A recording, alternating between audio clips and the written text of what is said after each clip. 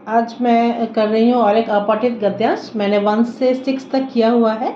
आज करेंगे नंबर 7। महात्मा गांधी अपना काम अपने हाथ से करने पर बल देते थे।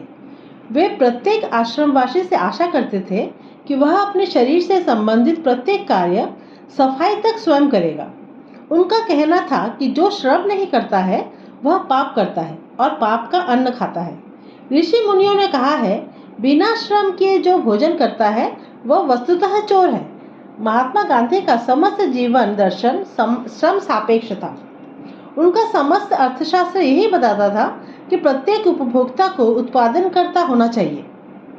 उनकी नीतियों की उपेक्षा करने के परिणाम हम आज भी भोग रहे हैं। न गरीबी कम होने में आती है, न बेरोजगारी पर नियंत्रण हो पा रहा है, न अपराधों की वृद्धि हमारे वश की बात हो रही है। दक्षिण कोरिया वासियों ने श्रमदान करके ऐसे श्रेष्ठ भवनों का निर्माण किया है जिनसे किसी को भी ईर्ष्या हो सकती है। ये पैराग्राफ हमने पढ़ा। अब इस पैराग्राफ के ऊपर बेस करके क्वेश्चन है, इस पैराग्राफ का उचित शीर्षक दीजिए। श्रममय जीवन, श्रमहीनता के दुष्परिणाम, महात्मा गांधी के श्रम संबंधी विचार और श्रमिक जीवन।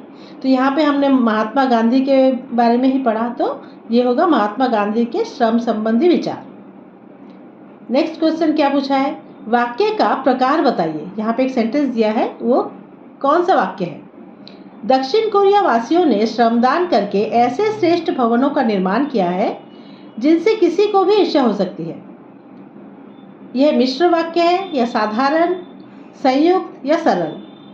पहले देख लो, ये तो है नहीं, है ना, कॉमा है, संयुक्त तो है नहीं, एंड मतलब और नहीं है, सरल भी नहीं है। यह है मिश्र वाक्य। जिसको पहले समझ में नहीं आएगा उसके लिए मैं ऑप्शन दे रही हूँ। ये मिश्र वाक्य है, पहले समझ में आ जाएगा। जो खूब वाक्य प्रैक्टिस करते हैं एक ही बार में पता चल जाएगा कि ये मिश्र वाक्य है ना।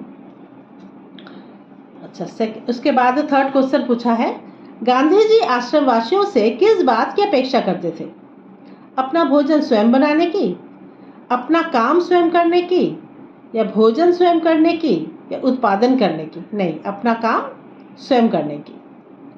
पैराग्राफ एक बार खूब ध्यान से पढ़ लोगे ना तो ऑटोमेटिक दूसरी बार देखने की जरूरत ही नहीं पड़ेगी, मतलब आंसर तुम लोगों को एक ही बार में आ जाएगा। गरीबी, बेरोजगारी और अपराध किस कारण पनपते हैं।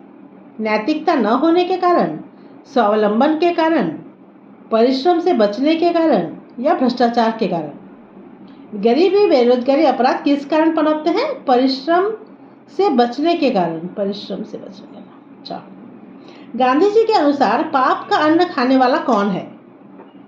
ये जो पैराग्राफ हमने पढ़ा इसमें लिखा हुआ है ना, एक सेंटेंस था इसमें, पाप का अन्न खाने वाला कौन है। उपभोक्ता, उत्पादनकर्ता, चोर, या कर्म न करने वाला।